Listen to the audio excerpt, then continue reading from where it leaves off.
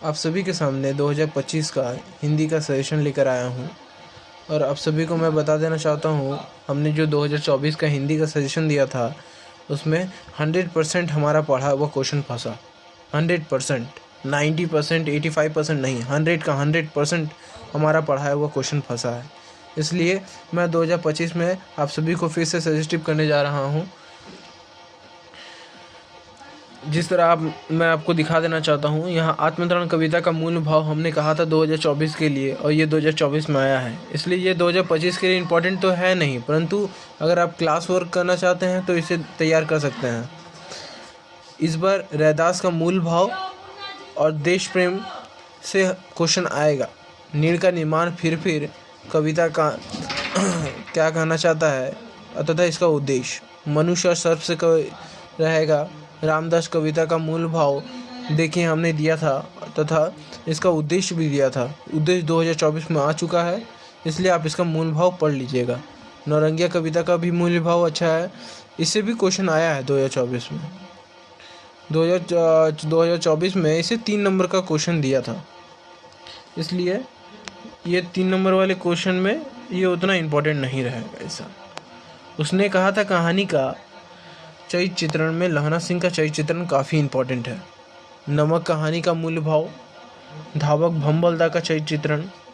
अब भंबलदा के साथ साथ अशोकदा का भी कर सकते हैं।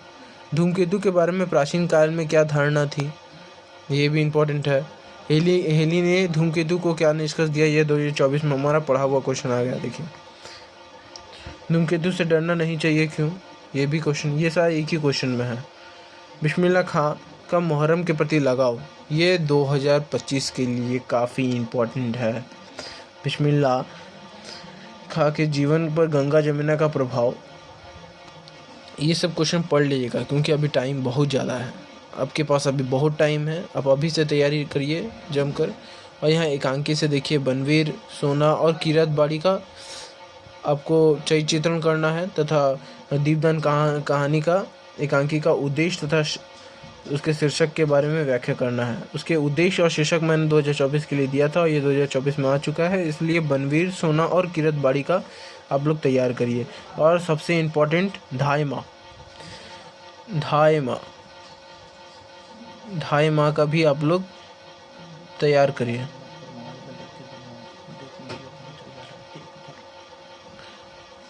और हीराबाई का हमने दिया था जो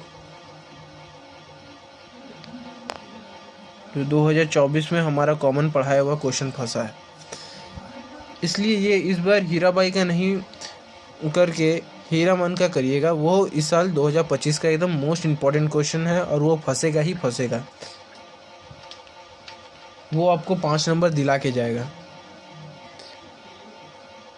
तथा आप अगर देखिएगा तो तीसरी कसम का शीर्षक और उसकी सार्थकता पर भी प्रकाश पड़ सकते हैं, लेकिन मैं कहूँगा तो हीरामन का चरित्र चित्रण आपको 5 नंबर दिलाएगा। वो काफ़ी इम्पोर्टेंट है।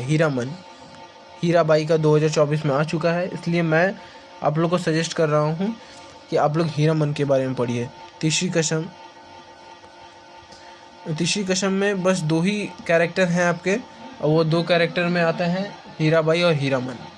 इसलिए आप सभी मेरे इस बात को गौर करिएगा और ज़रूर पढ़िएगा। और कर्मनाशा की हार में किन किन समस्याओं को बताया गया है, किन किन समस्याओं को उठाया गया है, इसके बारे में भी आप लोगों ने अगर पढ़ा होगा तो आपको पता होगा। उसमें भैरव पांडे नामक का किरदार आया है जो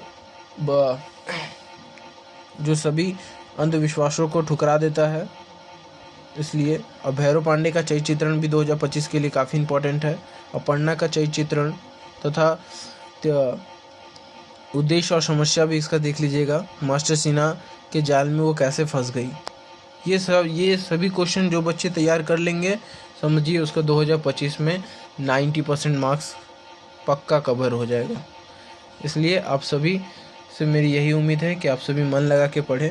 हमारी शुभकामनाएं आपके साथ है। 2025 में सबको अच्छा स्कोर करना है। धन्यवाद। जय हिंद।